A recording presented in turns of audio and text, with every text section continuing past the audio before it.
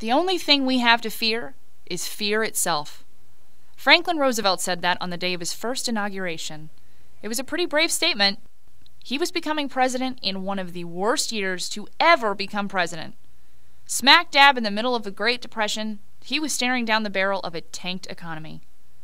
And he thought the only thing to be afraid of was fear? Actually, anyone who suffered an intense phobia knows that the fear of something can easily be more crippling than the thing itself. This week, we took a viewer suggestion from Dylan, who wrote in about his fear of learning how to drive. Well, Dylan, today we're going to walk you through a 5-step method for conquering your fear. Are you ready? Fear isn't entirely a bad thing.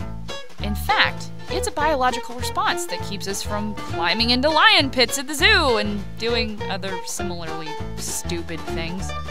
However, when you don't address your fears, they can mess with your confidence. They can keep you from accomplishing the things that you want to do, and even take a toll on your mental health. We're going to show you how to face those fears head on. Pause and print this Wellcast worksheet. Step 1. Put your fear under a microscope.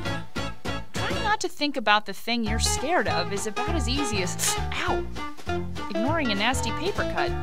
You can do it until you accidentally get lemon juice in it. Instead of ignoring those thoughts, examine your fear completely. In your Wellcast journal, write down exactly what you're afraid of and how this fear makes you feel. What are the physical side effects of feeling this way? What are you missing out on because of this fear?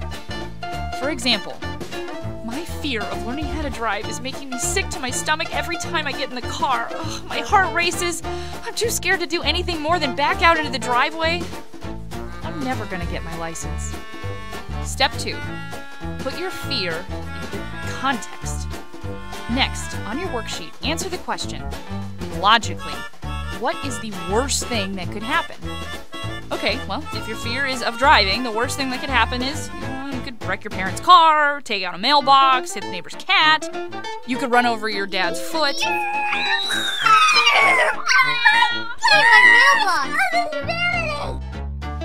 Okay, look, the fact that you're even nervous about driving shows that you're taking this seriously.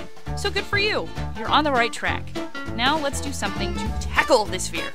Step 3, rationalize. Okay, look at what you just wrote down.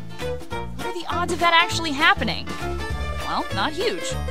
The odds of dying in a car crash are roughly 1 in 11,000. You're statistically as likely to get injured by a toilet, or struck by lightning, or win an Oscar. In fact, you're twice as likely to die riding a bike as you are driving a car.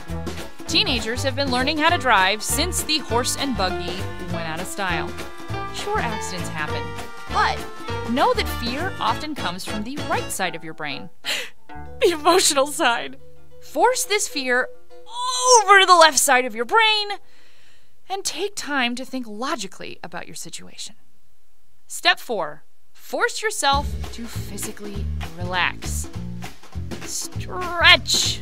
Take long, deep breaths. Get your breathing steady and your blood pressure down. Try to release any tension you're carrying in your body. When you get scared, you often tense up, and this can cause chronic pain. Step 5. Acclimate yourself to the fear. It's cliche, but sometimes the best thing to do is face your fear and try to get used to it. Usually, the more often you do something, the less scary it gets. Make a decision to put yourself in the path of things that scare you. As long as these things aren't dangerous, of course. All right, Wellcasters, to recap. Today we covered coping with our fears. Step 1. Put your fear under a microscope. Step 2. Put your fear into context. Step 3. Rationalize. Step 4. Force yourself to relax. And step 5. Acclimate yourself to your fear. Tweet us at WatchWellcast, email us at watchwellcast@gmail.com, or leave a comment down below. We'll see you next time.